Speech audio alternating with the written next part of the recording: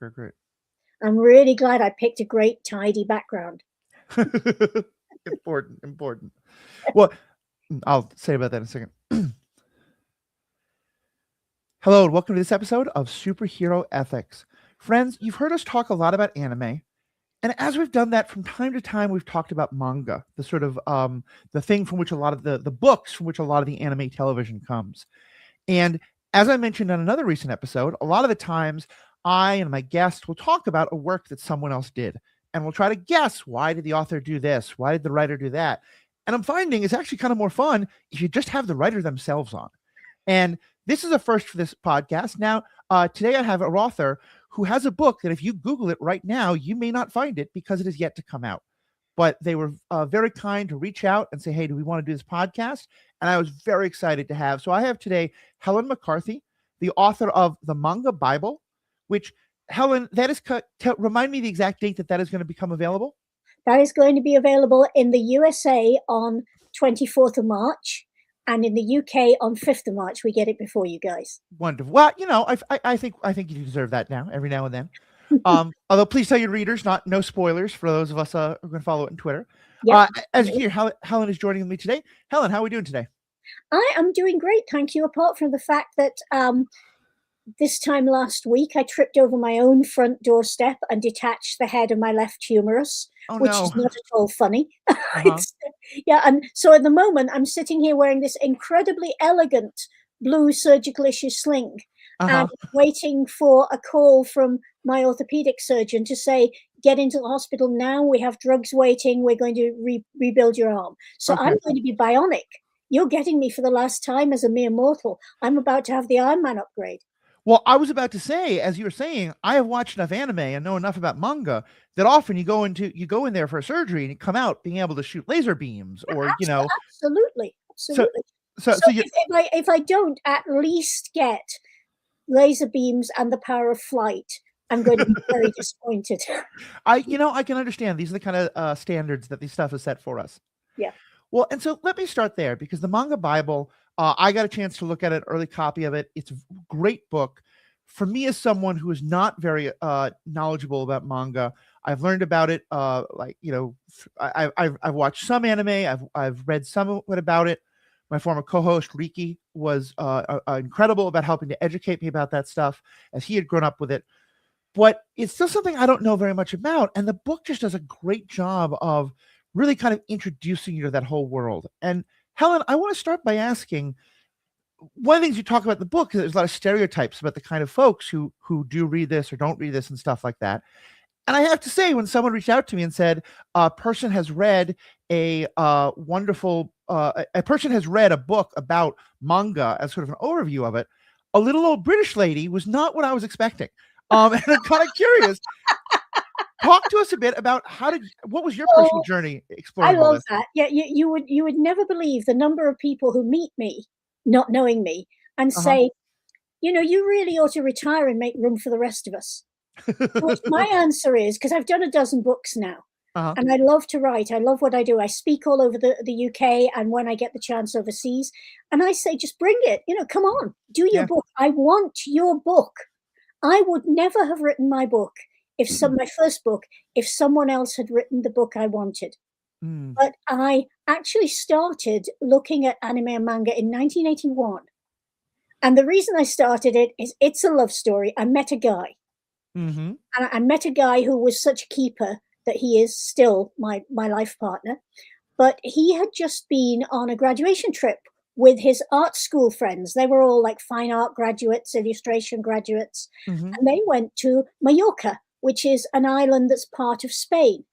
Right. Now, Mallorca is famous for three things for young Brits leaving college: sun, sea, and sex. But this lot, being art graduates, they actually wanted to see the culture. And so they went out into the town and they kind of explored all the little back alleyways and shops, and they watched local TV. And one night they saw a giant robot cartoon marathon that exploded their tiny brains. Oh, sure. Because they were illustration students, they were art students, they were used to interpreting things through visuals. Right. Rather than me, I come from a story background. My family is Irish. We've told stories since I was in the cradle. I follow narrative. but they Mhm. were suddenly looking at a new way of telling stories visually in a style that they'd never met, and they loved it. And Yeah. so, long story short, they came home. Steve and I met. We did the usual boy girl thing, went to meet each other's families, went round to each other's place. And he said to me, "Okay, I'm going to show you the stuff we picked up in Mallorca in the summer, because there's this amazing thing called manga, an anime that's really Japanese, but it's all over Spain." And Hmm. he showed me the stuff that they got, and I thought, this is really interesting because I read no Spanish. I read no Japanese either at that time, but Right. I read no Spanish. And yet I could follow the story, not the fine detail, but I could follow the story through the narrative line. Right. And I thought, here is a way of telling stories that doesn't depend on my verbal competence. Mm. And that really fascinated me because I thought, if you can take this from one language, Japanese, into another language, Spanish, and make that still communicate to someone who speaks neither language, Yeah. this is sensational. Anime and manga just seemed to me like the most astonishing visual language, and I had to find out more. And that was where essentially my writing career was born. Yeah. Well, there's a couple things in that story that I love. First, I'll just say I have a similar thing in that I had very little contact with either anime or manga or a lot of things Japanese until I met my spouse, Mary, who is herself white. She's from Minnesota, where I now live, but she became very involved in those worlds when she was a kid. She spent a semester in Japan, and so Mhm. she had kind of been my introduction to that. So I do love that part of your story. I will say the sad thing is that I was born in the 70s. I'm in Gen X. And I do remember that when I was in college, a lot of my friends first started getting into anime. This was when the movie Akira was coming out, and things like Ranma One Half and Revolutionary Girl Utena were out. And they were all convinced that they had discovered anime. Yeah. And so hearing that it was, this was in the late 90s. So hearing that it was out in the early 80s, even in Spain, is a little hard to hear. But I trust that it's possible my generation didn't actually discover all of these good things for the West. So I love hearing that. Uh, Well, go to ahead. tell you the truth, though, doesn't every generation rediscover its own thing Oh and yeah, then be terribly surprised that its elders have had some similar experience? I remember one of my nephews, and I adore my nephews, and I'm lucky that we get on really well, came up to me one day and said, "I found this incredible band. I was just nosing around YouTube and there's old videos, and I don't know anyone who knows this, and they're amazing. They're a bit rough, they're a bit edgy, oh no. but they're great. Iron Maiden." And I thought, "Okay, kiddo, do I actually tell you now the whole story, or do I?" And I let him educate me, and a few years later, he said to me, I know what you did there, and that was really nice." In high school, a friend of mine introduced me to a lot of great older music, including Creedence Clearwater Revival, which is still a Ah, favorite of mine. And I was playing, and I thought it was the coolest thing in the world until my dad got home, heard it, and goes, "Oh yeah, I love this music." And yeah. all of a sudden, it wasn't so cool anymore. Yeah, Um, that's it. That's the slayer, isn't it? yeah, When your dad tells you at the point of entry, or your big brother, and that's one reason why anime and manga have been so successful, because they tend to retell the mm, same type of story, yeah, but they dress them in new clothes every incarnation, so that the kids who are seeing them land now, the 7-year-olds, 10-year-olds, are not seeing the same story their big brothers had. right, But the Brig brothers can still relate to it because it's the kind of story they love, and that's part of the genius of this whole medium of storytelling, that they pick up threads right, almost like myth themes in much the same way that American comics do. right. Myth themes and political themes and ideological themes run all the way through, but they're always presented in new clothes for the generation that's approaching them for the first time. Yeah. And that I think is wonderful. That's genius. No, that's so very true. That's so very true. And I'm glad you mentioned American comics, because that was one of my next questions. Was you talked about how for both you and your husband, this sort of idea of visual storytelling was so kind of revolutionary for you. Mhm. And of course, while anime and manga are its own thing, we do have comic books in America and England Some and brilliant Spain, places ones. like that. And I'm curious for you, what was it? How did anime and manga? Because I think sometimes it's easy to just say, "Oh, manga is just Japanese comic books," and that may be technically true, but really doesn't capture the essence of it. What was it specifically about manga and anime that spoke to you in a way that maybe Batman or Archie hadn't? Well, 2 things. Um, first of all, Batman, Archie, most American comics. To be fair, a lot of British comics had no place for me when I first encountered comics. I read comics as a child because when I was growing up, Britain had stacks of girls' comics and kind of cross-gender comics that girls or boys could read. And I read those with great enthusiasm, but they died out around the 60s for a variety of structural reasons I won't go into. And as a girl going into comic shops and finding only American comics, the atmosphere was often actively hostile. Reading the comics, the atmosphere was often actively hostile. They only had room for one kind of girl. Every other kind of girl was subsidiary. Older women were nothing. And I come from a culture of older women where they're very much something. Older women were there to make the beds and provide the clothes and so on. The American comics excluded me at that time. They weren't interested in me. I was told, you can be on the sideline. And then I got into Japanese comics, where fair enough, a lot of Japanese boys' comics have the same kind of roles for females, but there's a whole separate thread of Japanese girls' comics and women's comics and drama comics that cater for anyone and comedy comics that cater for anyone, where I was told, yeah, there are comics that are just for you. If you want to exclude the guys, you can get those. But there are also comics that show you in high school with the boys on equal terms. Right. And you know, that was a revelation to me. It was the fact that Japanese comics gave me a place that I didn't find anywhere else except in French and Italian comics. And the other thing was, it was that business of telling the story through narrative line, not through words, but through images. If you've ever looked at one of my countrymen, Barry Windsor Smith, who did a lot of great comics for Marvel, did a lot of Conan and so on. I love Barry. He's a fabulous artist, but he crams every inch of the page with squiggly little black lines.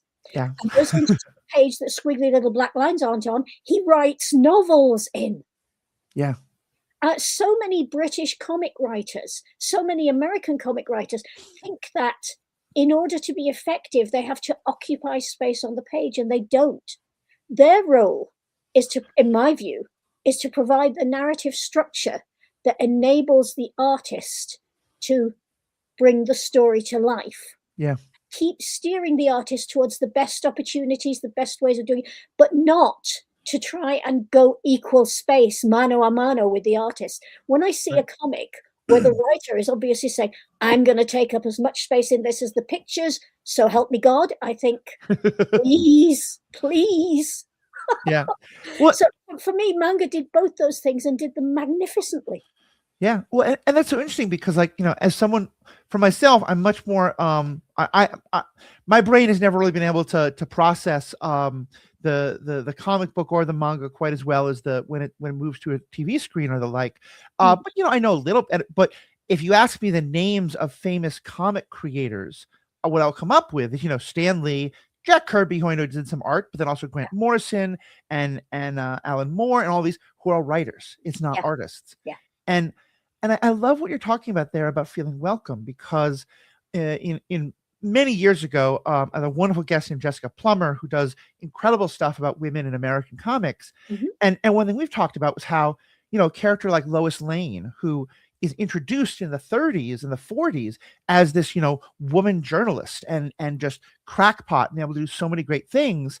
And then by the 50s and the 60s and the Hays Code in American comics, now she's just the girl with hearts in her eyes pining after Superman and all that. Yeah. And so it's interesting to hear that the other side of that, about how, you know, if that's what you're raised with, of course, yet something that really shows women characters, other kind of characters who aren't featured as much in very different ways would be much more appealing. Well, the other thing I think is that women are very strongly represented as creators in the Japanese comic universe, which until fairly recently hasn't always been true. I mean, my other half is a huge Marvel and DC fan. Yeah. And he's got all the old comics going way back and all the critical stuff. And when looking at his stories of the Marvel bullpen, there's this one girl in there, Mary Severin. And she's there because her brother works there, basically. And she's astonishing. She's a real talent. She's a writer. She's an artist. She's an admin person. She's a wrangler. She's a great liaison with the fans. but it's her. I mean, outside on the streets of America, just as on the streets of everywhere else in the world, it's pretty much 50-50 male female. Yeah. In a comic book office that's selling dreams and ethics and ideas to American kids, we got one girl in the office and we got maybe 3 or 4 girls for every 8 or 9 guys in the magazines. Yep. And unless the girls are superheroines with superpowers, they're nowhere. Well, trust me, we are used to that. You know, we've been fighting that for years. Most of us have been fighting that since the days of the suffragettes, but we don't care for it in representational terms. And if you have a look at anime and manga, the women who started out doing manga often started out in the same way guys did. They were in small towns all over Japan. In the after-war years, when Japan was pretty poor and took a while to get its economy going, they looked at comics and they thought, wow, I love this story. I love these people. I identify with this team going into space. I identify with this high school. I identify with these adventurers trying to bust racketeering rings. I'm in there. Yeah. Great, let me do a comic. Now, where things started in Japan is that people started very small, very often in high schools or local community halls, doing their own comic circles. And they would make their own comics and share them. And somewhere along the line, the idea came up that if we could afford to make copies of these comics instead of just having to pass the one we've drawn around everyone, maybe we could, share them more widely, and maybe we could make a bit of cash, who knows, and talk to other comic fans. And so gradually, and particularly in the 70s, there grew up a range of different comic fairs and comic markets where complete amateurs would sell their goods to each other in local school halls, in local county halls, just tiny places. And gradually this built up a network of places where girls and boys alike could get together in what they called circles, doujin circles, to make magazines, comic magazines, often parodies or homages to their favorites, and they could sell them on weekends. And gradually they built up a chain where today Comiket, the twice yearly comic market in Tokyo, is, I think, the single biggest non-sports fan event in the world. Oh, Just really? before the pandemic, they were averaging 750,000 people. Wow. At their marts. And now they're building up slowly, obviously, since the pandemic. But all those people come from all over Japan to either sell the comics they've made or buy the comics other fans have made. And it's expanded to a whole fan ecosystem. And that gives girls a way in. Well, and that's such an incredible story because, the ones that we hear about, at least here in the States, especially, it's the San Diego Comic-Con, is things like that, which are very dominated by the big publishing houses, Marvel, DC, or a lot of the television and movie studios and stuff. And I think you did a great job of tracing the history of manga all the way back to, illustrations from hundreds of years ago that really have the roots traced. And I love this idea of something that, because I think for a lot of creative people, anyone can write something, anyone can draw something, but then we have, at least in the States, and I think in Britain and other places, these big corporations that get to control what gets published, what makes it to the TV screen, what goes out to the comic book stores. And so knowing that this entire industry kind of grew up around people just skipping that middleman entirely, and it's kind of I'm thinking of like a farmer's market where people don't have to sell their stuff to grocery stores. They just sell it directly. And so I was just so thrilled reading about how that happened in the manga world. What I love about that is that an awful lot of people use that system just for fun, just for their hobby, because they love it. And like all of us, when we have hobbies in our teens, some people drop out along the way. You meet people, you meet guys, you meet girls, you get a job, you go to uni, all these things happen. But you can carry on with it at the level that you want. And if you happen to make it big, great. But then, of course, if you make it big, if you do something like go to one of the big comic publishers and they say, we love you. Right. We've got a book ready for you. Come on. Like Marvel. I mean, there's a great, I've got an author in the book, an artist in the book that I talk about who works as Baron Yoshimoto. Now, Baron Yoshimoto is a really great artist, a great classical artist in every sense, but he also did manga and was very successful. He went to America and was very enthused by American comics. So he wrapped up all his work in Japan and went to America, and Stan Lee loved him and got him to do some comics for him. But Stan wanted him to do Japanese stuff. And he was saying, I'm in America. I'm an artist. I've studied Michelangelo. I've studied Dali. Yeah. You just want me to draw samurai and geisha. And, that's not me. And so off he went to do illustrations for people like Playboy. But in Japan, he would have a way around that. If his big, dark, whatever studio or imprint said, we just want you to do these 2 very famous books that you're doing for us. We want you to stick to your groove. We don't want you to experiment. He could just shrug and say, okay. And then he could go to the fan market and put out whatever he liked under a pseudonym. Right. Put out parodies of his own work, put out parodies of other work, put out totally different work. Let's say that he was working in the teen market, the kind of junior high school market, but he wanted to take some of those characters further and darker into erotica or into extreme violence or into extreme politics. He could go and do that under a pseudonym in the fan market. So as a creator, your opportunities and your choices are only limited by your energy and the amount of work you're prepared to put in.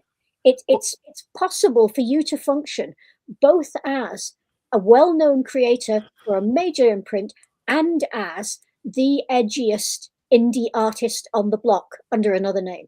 I love that.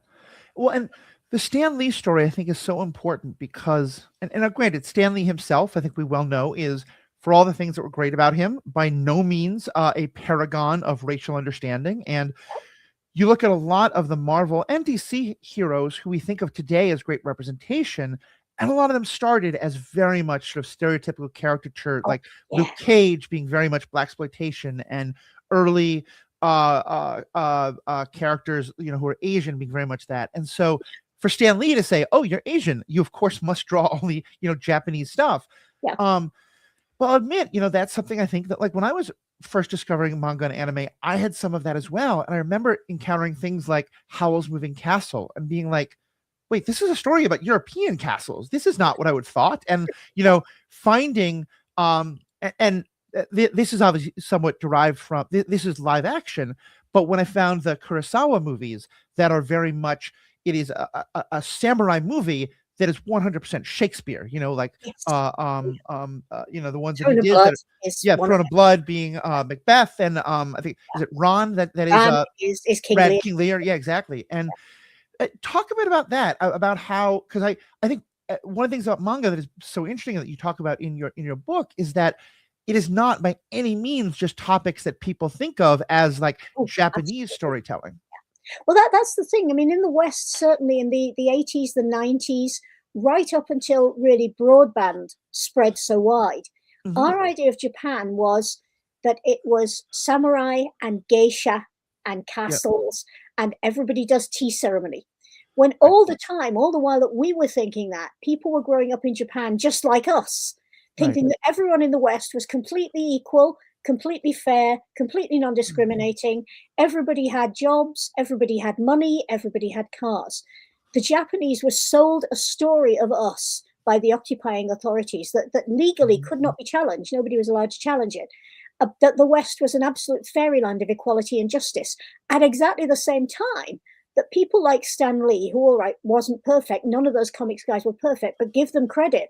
They fought for what they believed in. People like that were writing blaxploitation comics and saying, look, you're presenting America as this wonderland of equality all over the world. What about Black Americans? What are you doing for Black Americans? What are you doing for women? What are you doing for ethnic minority Americans? What are you doing for Native Americans? There was all of that coming in.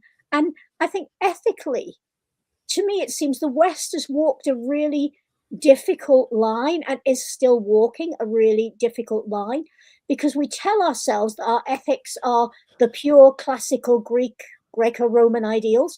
Well, great. They believe that democracy belonged to men who owned property and slavery was fine for everyone else and women shouldn't be seen outside the home. So maybe Greco-Roman democracy isn't all that hot. Maybe we've built our ethics on a questionable foundation. And in the same way, many Asian ethics are still patriarchal. Obviously, Chinese Confucianism is the huge example. but all over Asia, Japan being no exception till very recently, women and ethnic minorities are still fighting for their recognition. Do you know when the Ainu people of Japan, one of the Aboriginal peoples of Hokkaido, first got recognized as a separate ethnicity? I want to say, I don't know if it's from your book or something else, but I remember something like it was 2005 or something like Yep, that. something like that, yeah. Yeah. And until very recently, many Ainu people were not allowed to speak their own language, literally not allowed to speak their own language. Now, my family are Irish, and we had that experience with the British in Ireland.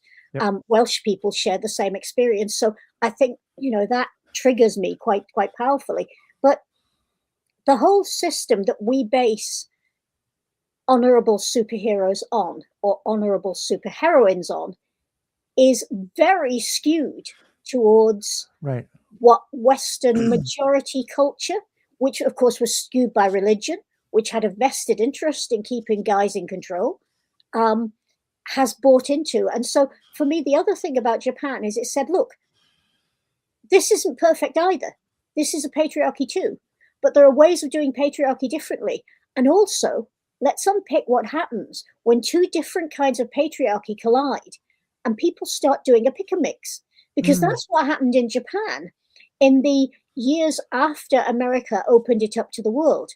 All the major colonial nations dived on Japan like ravenous wolves and behaved very badly, it has to be said. Yeah. We gave Japan its pattern for colonization, and Japan went and repeated that in China with disastrous results. It behaved very badly. But that whole thing showed people that there were a lot of different ways of approaching living in a modern, evolving, developing society, that you could do it and make a place for yourself, even if you started out with nothing, even if you started out really, really poor. I mean, one of the things that I always point people at, which they laugh at hilariously, is Downton Abbey.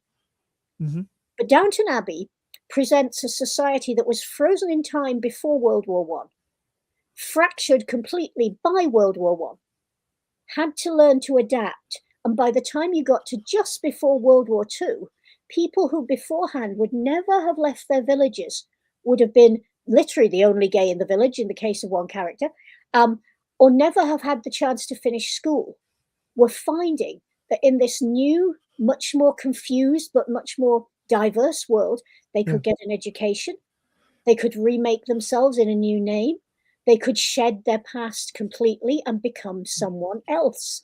And that, I think, is one of the things that anime and the development of Japan after the war offers to the Japanese people and to us fans coming in later, that there are ways we can remake ourselves. We just have to choose better role models than the ones the world is selling us. And that, again, is where, for me, manga comes in really strongly, because if you look at some of the great characters in manga, they are fallible and they often screw up completely. But many of them are fantastic role models. You mentioned Howl in Howl's Moving Castle. Howl is actually a Welshman. Yeah. He's Howell Pendragon, and he comes from Diana Wynne Jones's great novel, Howl's Moving Castle, which is one of a trilogy. But Miyazaki keeps that Welsh vibe with him because he actually loves Wales. He did a whole movie set in Wales long before Howl's Moving Castle. He did Castle in the Sky. And Howl is someone who will take the money, he's not above taking money from the man or the establishment or whatever, and do the best he can with it. But gradually, as he grows up, as we see him mature through the film, he realizes that he's not that person. He can be better. He can do better. And with the help of not just the love of his life, but of his friends, he is better and he does better. So anime and manga give us all these diverse views of people that are really, you really wouldn't be rooting for them from the word go. But they come through. And it's one of the things I love about the work of the late, great Akira Toriyama, who did Dragon Ball. He said he liked having his main characters being little, literally, physically little tiny people, old guys, like Turtle Hermit, or like Son Goku, who nobody would pick to win a fight against this big, enormous, powered being. And he said he liked to show that little people could really, really surprise you. And of course, that was a brilliant move, because Right. most of the people that read his manga initially were kids, junior high, some Oh, yeah. elementary, and they're always the little guys, aren't they?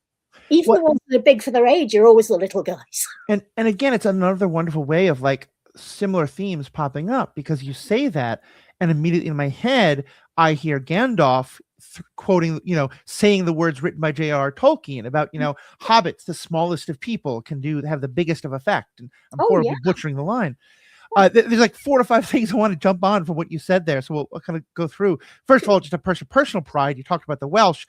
You can't see it well enough, but behind me is the uh, um, uh, iconography of Clan Davis Ah, from Wales, which is my yes. mother's family is Davis, and Yeah. in this one it shows that our clan once owned 2 castles, Wow. and I think there are 20 different people who will sell stupid Americans 20 different ideas of what their ancient clan back in the British Isles was. So I have no claim to it historically, but I do, point out the love of the Welsh and the castles.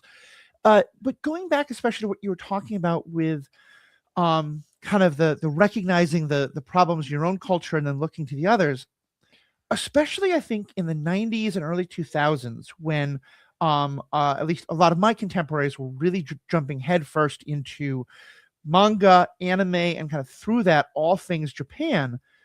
We were in high school, we were in college, we thought we were the smartest kids in the world. Yeah.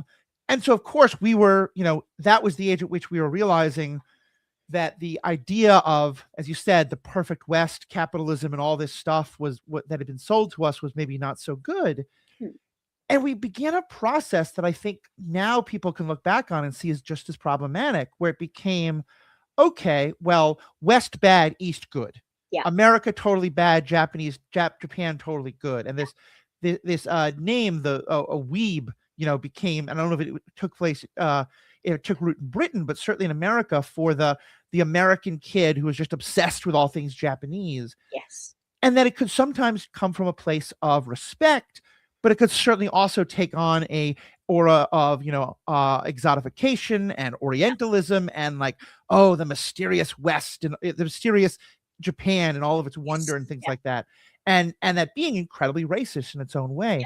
Mm-hmm. I'm kind of curious if you saw that. I don't know to what extent that is an American phenomenon, or if in terms of British fan culture and other European fan culture, you saw elements of that and kind of how that played into your understanding of the history of how manga and anime have been seen in the West.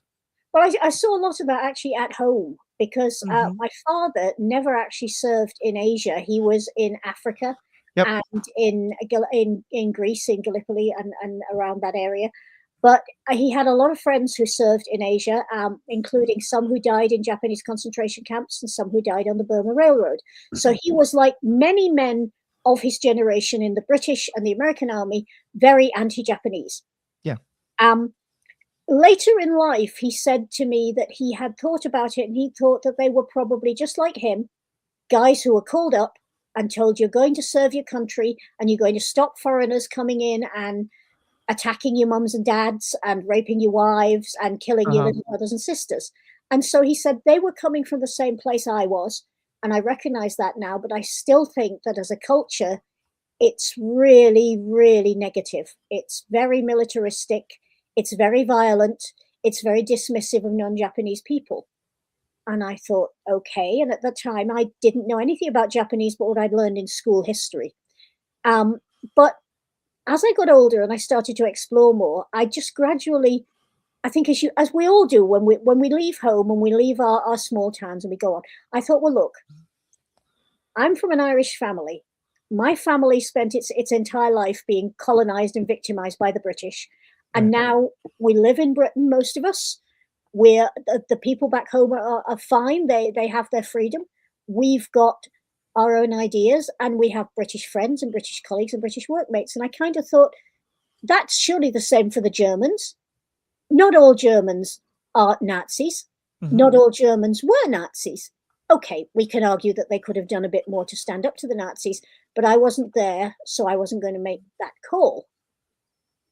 I said to myself, the Japanese are probably exactly like me, except they speak a different language and they've got different food groups and different cultural stuff and so forth. Right. But as humans, they probably come from the same place I do. They want their family to be okay. They want to do all right in school. They want to get a decent job, maybe meet the right person, maybe have a family of their own. They just want what I want. And so, from that point of view, my own background gave me the ability to access Japan on a slightly better level, I think, than a lot of people had, because there really weren't many Japanese people in Britain. Yeah. In the 80s, when Steve and I started getting interested in tracking anime and manga, there were 2 or 3, luckily we both lived in London, and there were 2 or 3 Japanese shops in London. But they mostly catered to the Japanese expat market. For example, the Japan Centre, which used to be in the shadow of St. Paul's Cathedral, and all of that has gone now, it's all been rebuilt. But the Japan Centre was down a little alley, and it was kind of like a secret code between burgeoning manga and anime and Japan lovers, because you'd say to people when you met them, where do you get your stuff? Do you know about the Japan Centre? Oh, you don't? Well, this is the address, this is the phone number. Call me when you're coming down, we'll go. They had maybe 2 staff who spoke much English, because their clientele was mostly Japanese. And suddenly these kids were going in there with copies of Japanese photocopied bits from game magazines, mostly, saying, this robot, this book. And they were, you know, they were a general Japanese store. They did books, they did magazines, they did general goods. You know, you could get matcha there, you could get tea sets there, that sort of thing. And suddenly they were faced with these kids bringing in bits of Japanese pop culture from gaming magazines and saying, help. Yeah, that helps find this. They gradually got more English-speaking staff, which was good. But for a long time, you would go there and you would order New Type magazine, which became our go-to, or Hobby Japan magazine, which is also another go-to, at hugely inflated prices, because of course all they could do was import them and pay the import duty and the transit. So we paid that, and get them and share them around your friends. And bit by bit, we built up that knowledge. But I'm sure most of the Japanese people in these shops thought we were absolutely crazy. Yeah. They would get these magazines in for Japanese teenagers who came in, and most of us were 20-somethings, some of us a bit older, you know, working, bringing our stuff in. They must have thought we were wild. But after they'd known us for a little while, after they'd known Steve and I for a little while, they actually let us know that they had a library of tapes sent from Japan that they rented out to Japanese customers. And they said, if you can play them, if you have a Japanese video player, we can rent them to you, but of course they're all in Japanese. Yeah. But, you know, we could go there and we could pay them what seemed like a lot of money at the time, but actually was, you know, about £5, about half a day's salary, and rent a videotape with 3 hours of somebody in Japan had recorded it off the air and sent it to them so that people could keep up with their shows. And we could rent that and we could share it with friends and sit and try and puzzle it out together. So bit by bit, we made our way. And the sharing that people were willing to do once they trusted you, and they knew that you were okay, you were a regular customer, there was that relationship, was really lovely. Oh, yeah. Oh, no, that makes no sense. And I think because especially when it does, you know, I love what you talked about with the Irish history there. I spent, it's not the same by any means, but I spent a year studying at Trinity when I was in college, and really loved the culture there. And I think both then, but also more recently, as we've seen Ireland be one of the leaders of calling out, you know, colonialism in Gaza and East Timor when that happened, in other places, a recognition of, you know, that it's a Western country, but that also has an experience of being colonized rather than the colonizer. And so it makes sense to be so different from the American relationship to it. I want to talk a little bit more, though, about that time after World War II that you talked about, because one of my favorite episodes that we've done on here was about the original movie Gojira, the Godzilla, as it's known in the West, and the Japanese version of it, because the first version of it that came to the United States was very edited, and an American character was inserted, in part because the original movie is done right at the end of the American occupation of Japan, and is in very many ways a commentary on that occupation, but especially also of Japan coming to terms with, you know, being the one and only country that's been the victim of a nuclear attack, and just how horrific that was in ways that they could never talk about, with American soldiers on every street. And so that kind of got me really interested in this idea of and I think it's true in American horror movies as well, that like something like a monster movie, a Gojira movie, could kind of get around the censors because it would be it is a metaphor without directly saying like, hey, the Americans did this horrible thing to us. Yeah. And so very interesting in your book talking about how a lot of the kind of early manga of the late 1940s and 50s, or what would become manga, was doing something similar of exploring people's feelings about World War II and the American occupation and all of that. Can you say a little bit more about kind of what manga was doing at that time? Well, during the war itself, manga was actually fairly marginalized. Japan, like Britain, like France, like many countries that were fighting without much money, essentially channeled all supplies away from non-essentials like entertainment and clothing and everyday stuff into the war effort. So even paper was really difficult to get. You had to get government chits to get paper.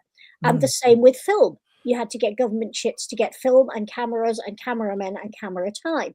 So an awful lot of people in Japan whose basic thing was making manga couldn't do it. If they were well in with the establishment, they could. But some people hesitated to do the level of government propaganda that was wanted. But manga was kind of marginalized, that the government didn't seem to want to involve manga writers in the war effort. There were a number of manga writers who enthusiastically supported the Japanese war effort and who were fully behind Japanese colonization of Asia because they saw it as fighting Western colonization of Asia. And their reasoning was, if we have a strong Asian power leading a strong Asian coalition, this will be better than Western powers taking control, stealing our resources and exploiting us. And looking at how history has gone, who can argue? It's just the Japanese didn't make the best job of it because they used Western role models. But I think that it was so difficult for people to resist and to stand up. And again, it goes back to what I was saying about Nazis. I mean, now show me a Nazi, I will punch them because we all have choices. Then I'm not so sure that I can judge because you could literally be disappeared off the street and your family murdered if you resisted. But for the Japanese, anyone who raised their head or their voice against the war effort was perfectly simple. Every man in their family was recruited and sent to the Pacific Front, where the majority of them died. The great writer and folklore scholar and manga artist Shigeru Mizuki was, I think he was 19 when he was sent to the front. He was the only member of his platoon of about 150 to come back at 22, minus one arm. It was that bad. And so people tended to toe the line. So most manga was either done by people who enthusiastically believed in what the government was doing and made propaganda, or by people who were keeping their heads down and being as quiet as they could. But there wasn't much of it. And I just want to interject. I want to hear more of the story. But for anyone who might think that and start wanting to judge the manga artists who are doing propaganda, take a look at Superman from that time, where he is beating up horrifically racist caricatures of Japanese soldiers and things like that. And as you said, every look at World War I British comic strips about the Huns, the Germans, and recruiting artists of all stripes into propaganda is just what governments do during war. It's by no means unique to Japan and manga.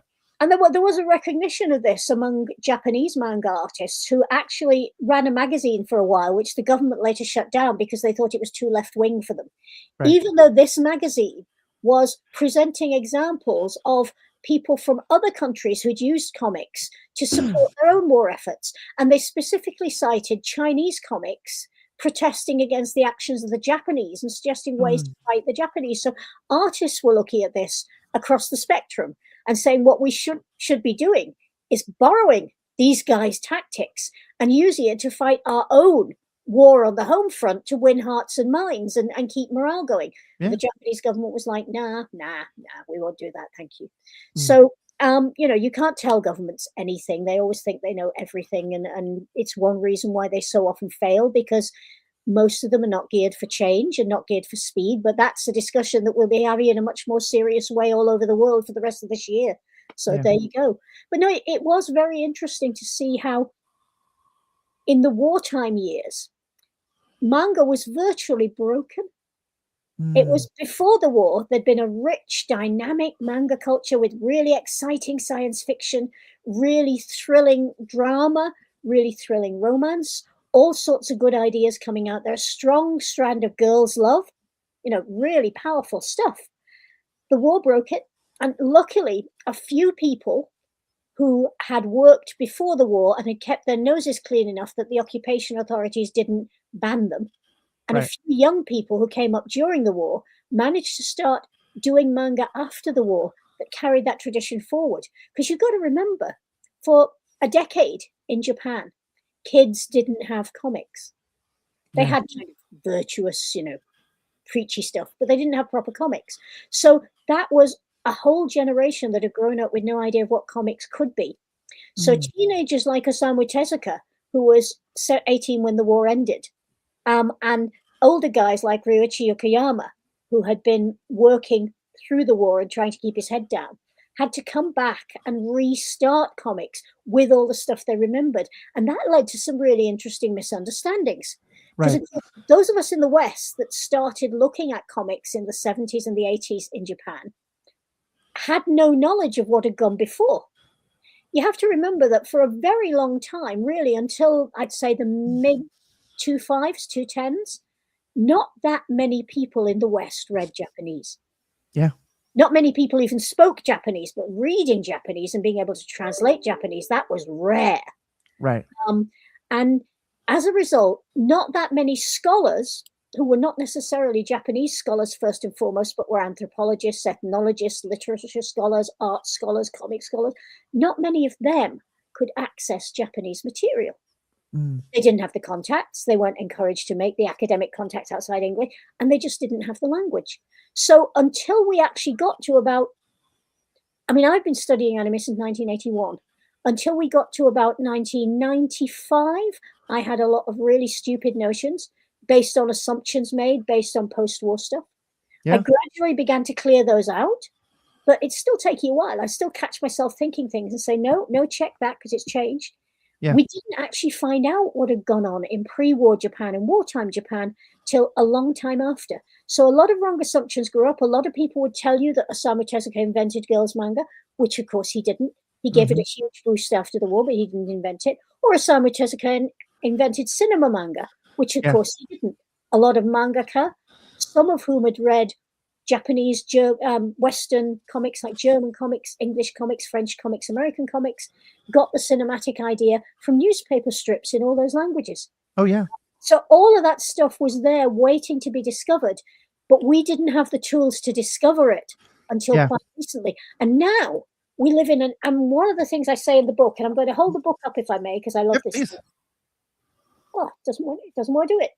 Yes, it does want to do it. The Manga Bible says, one of the things it says is that we live now in a golden age for manga Mm, and for anime. We have so many materials made available to us straight from Japan, almost as soon as they appear in Japan. We have so many more people doing translation. We have so many more yeah. tools to enable us to stumble towards language ourselves. You can sign up to Duolingo for free and start studying. One Uh, thing I always thought was this wonderful irony was that a lot of I think you're right. There's huge ignorance about so much about Japan for so much of our history. Particular, yeah. Now the filter is not kidding away, and I'll make sure a picture of it is in the show notes. There we go, the Manga Bible. And you know, I one of the things I think you saw at least in the United States in the 80s and early 90s was all of a sudden there was a focus on learning Japanese and eating sushi and learning Japanese customs for business. Yeah. Because this was when we really start, the really starting to interact a lot more with Japanese business and Japanese finance was seen as super important. And so you had a lot of these people who really wanted their kids to study Japanese so they could go off and be, capitalist masters of the universe. And then those kids took the Japanese that their parents made them study in school and used it to read manga, which I just thought was this wonderful irony. And it brings me to one of the last questions I want to ask you, because this is a fantastic conversation. We could go on for so much longer, but I do want to respect your time. But I will admit, when I first got contacted by your folks, one of my first thoughts was, what is a British lady doing writing about a Japanese art form? And not that, it's an art form, everyone should be able to engage with it and things like that, but like knowing how many and that, not Britain is bad, America's worse, but knowing all the assumptions that you yourself talk about. And one thing I was really struck by your book was it felt like you weren't trying to give the definitive history of manga. You were really trying to write, hey, people in the West, here's what you should understand about manga, and here's how it felt very addressed to that audience from your perspective. Talk a little bit more about what that process, because I have to imagine that somewhere along the way someone said, wait, you're going to write the manga, Babo? Like, what was that process like? Well, actually, the process was really interesting. The publishers are Octopus, who are an imprint of Hachette. And about 10 years ago, they bought a small British imprint called Ilex Press. Now, Ilex had always done design-led, picture-led, photographic and technical books on all sorts of interesting subjects. And they asked me to write a book for a little series of theirs that was called A Brief History of. And they asked me to do a brief history of manga.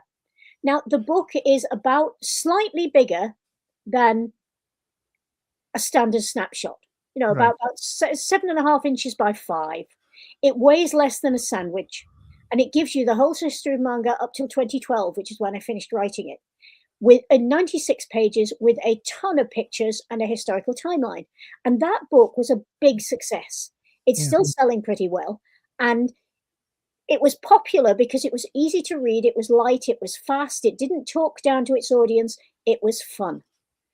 The same imprint came to a friend of mine a while back, a wonderful, wonderful manga creator, who's very active and also one of the most stylish women I know, and said, would you write us a manga Bible that goes a bit further than this book that we did 10 years ago does, and is bigger and kind of more comprehensive? And she said, well, why don't you just ask the woman who wrote it?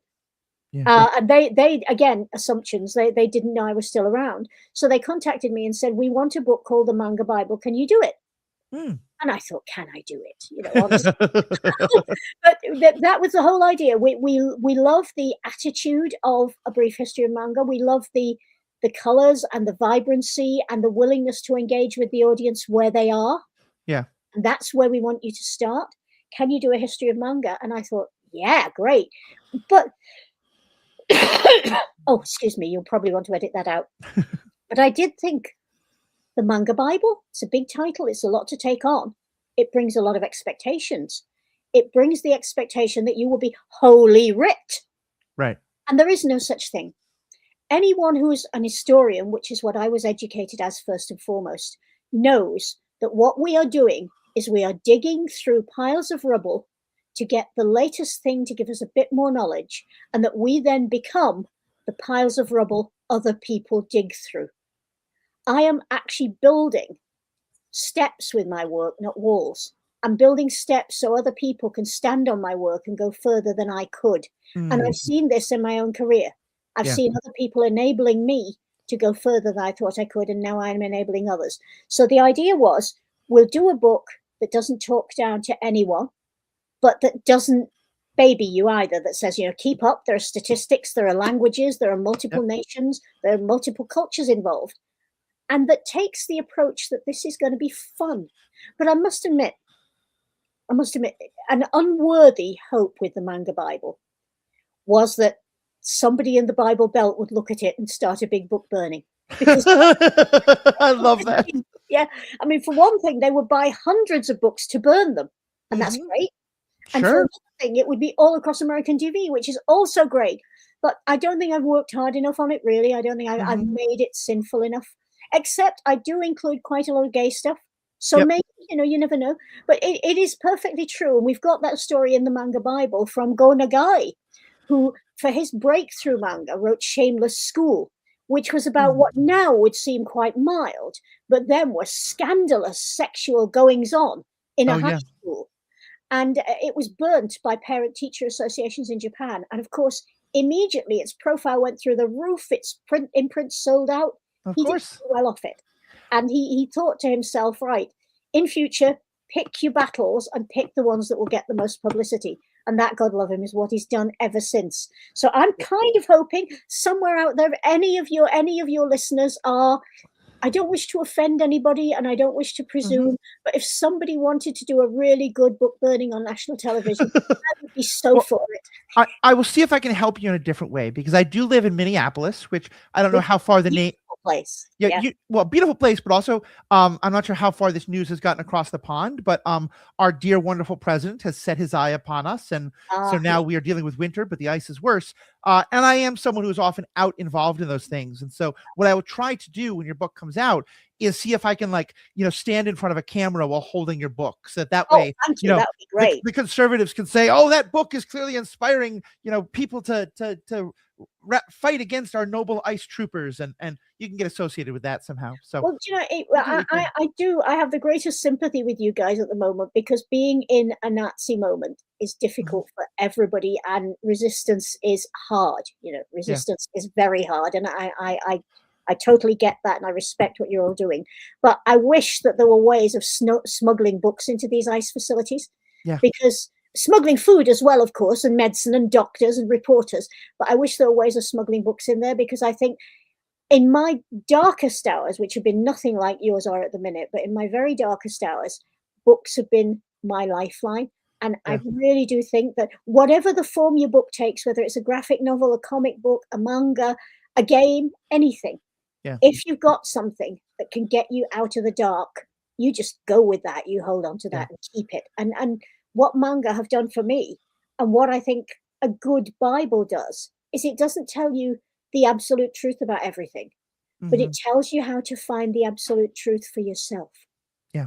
And that, I think, is what we should all be striving towards. No, I think that's such a beautiful way of phrasing it, and I will close with it. There's so many more things I wanted to talk about. We touched on the eroticism and how that's viewed, and in both good and bad ways, and I want to do that. I know you wrote a book called 500 Heroes and Villains of Anime, and on the show we're talking about the ethics of superhero stories. We talk a lot about villains and ethics and things like that. So I'd love to get you back for that. But I'll just close by saying this and let you have your following words.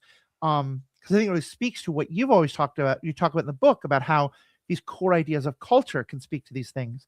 I spent a year in Ireland, as I said, and as someone who is a student of revolutionary movements, I spent a lot of time learning about, the fight against the British in the 1800s and early 1900s, and then also what has happened in Ulster and all of that, Mm. with a lot of the idiot romanticization that a lot of Americans had at that time, but still, and learned about the art and the music. A couple of weeks ago, I was outside one of the ICE detention centers here in Minnesota, and with a bunch of people protesting, a lot of whom were Latino.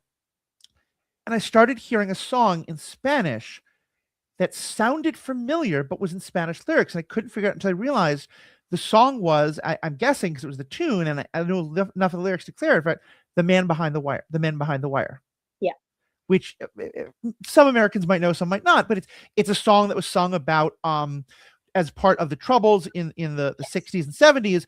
British soldiers, in an attempt to find IRA members, just detained anybody who looked like they might sort of kind Yeah. of in any way be associated, which is exactly what ICE is doing.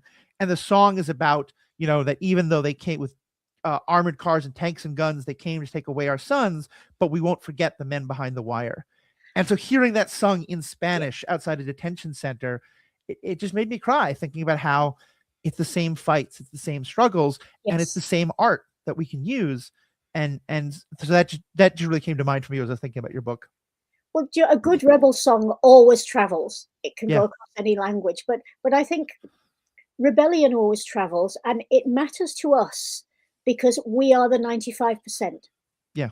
We're, we too personally are among the richest of the 95% because we know where we're going to sleep tonight. We've Hmm. got clean clothes for tomorrow, and we've got food in the refrigerator.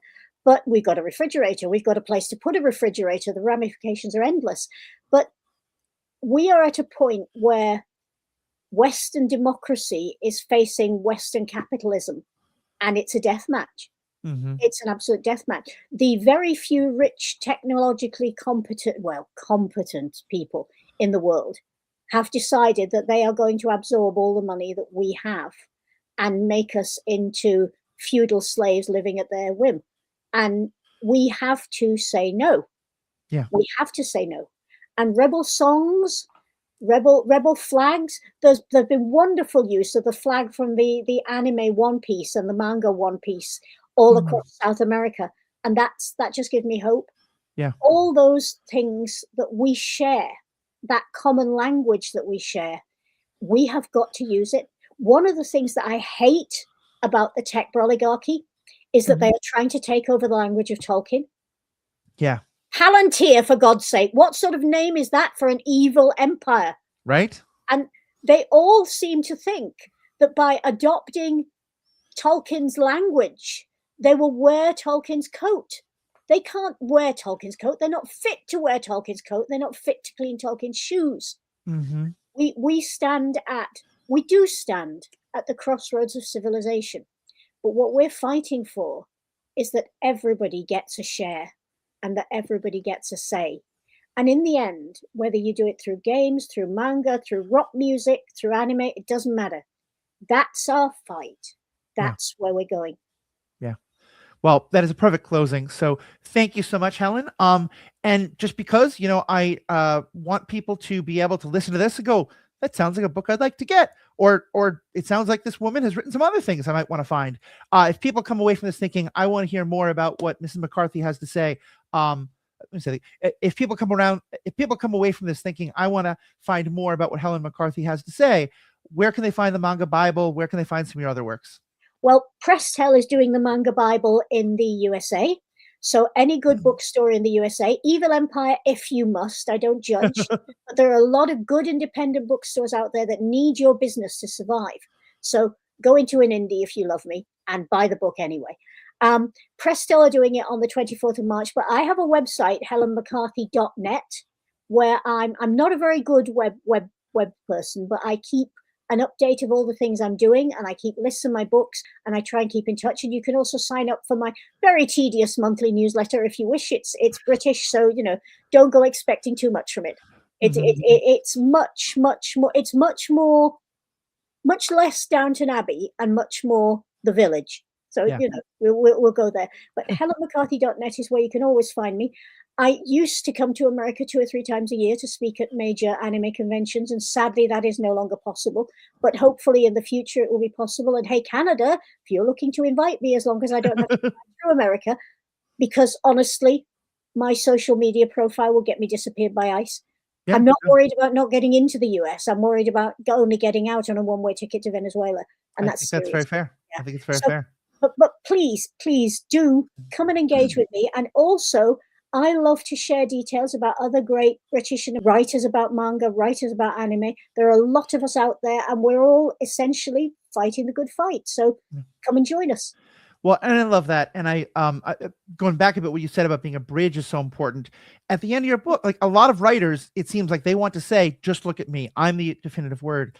I love that you end your book with a section on gurus, and you talk about who are, and especially you talk about, like, you list all of the great Japanese museums and historians, because I think that's also a good way of you saying, like, yes, you're writing from outside of the culture, but someone who really engages with it, but also helping to build that bridge to find some of the others who do. And one thing I don't know if they have this in Britain, but I love plugging this on the podcast, and you might enjoy hearing about this. For those who want to get a copy of the book, but like me, don't want to have to go into that place with people and things like that, supporting independent bookstores is great. But if you want to have it just brought to your house by a nice person, go to bookshop.org, because it will allow you to order the book and it will be brought to you. But instead of it going through Amazon or something else where workers are treated terribly, what the website does is just says, okay, you're in this area, there's an independent bookstore 10 miles away that has planning, and basically will just, it's just as though you did all the work of finding the independent bookstore and placing the order with them directly, so that your money goes directly to an independent bookstore. Same with like some of your older books, even ones that are out of print. Maybe a bookstore in your neighborhood doesn't have it, but maybe one 1,000 miles away does. This website will allow you to like search those inventories, find it, have it shipped to you. The money goes to a great local independent bookstore, and Jeff Bezos and his empire sees none of it. So bookshop.org is great. We do have a version of it in Britain, and it's just wonderful. It's fantastic. Yeah, I try to look to it all the time. I will say, and this may also improve, I got a PDF version of the book.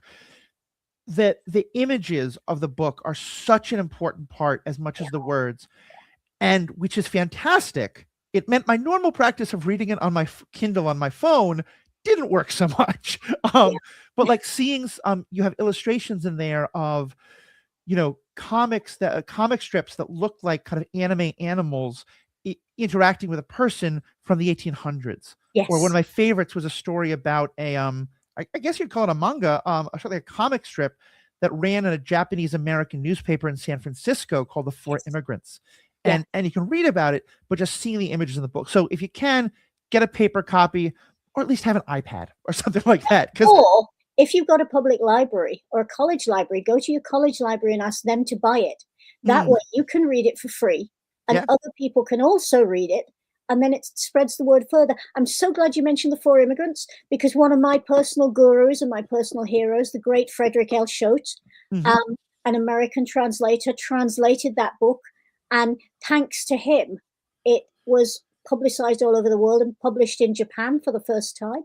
mm, So that's beautiful. That's that's really, wonderful. and there's only a tiny handful in there. I could have done a whole book on Uh-huh. sources for manga, but there are a few Yeah. scholars that I think you should definitely check out. There are a few books you should definitely check out. There are websites you should check out, blogs you should check out. And the other thing is, whenever you get a book, if it's a scholarly book, it will certainly have it. Non-scholarly books sometimes have it. Go to the back and look for the bibliography or the Yep. list of references, because that will give you anything from 25 to several hundred more books to read, and Yeah. that's good. Yeah, no, it's wonderful. Well, Helen, thank you so much. This has been fantastic. I really hope we get to have you back. I really hope people enjoy your work. To all my fans, I would love to hear from you. When did you first encounter manga or anime? I'm guessing for a lot of us, it was in our high school or college or group of friends. Certainly, I knew an awful lot of people who first discovered it because someone they thought was cute of the gender they were interested in was interested in it. That's a great story. Write in, let us know. We'd love to hear that. So, on behalf of myself, Helen, all the people involved here, thank you all so much. May the force be with you. Thank you and have fun. And we're out. Lovely, we're out. Now tell me when you're uploaded, but I would be delighted to come back anytime.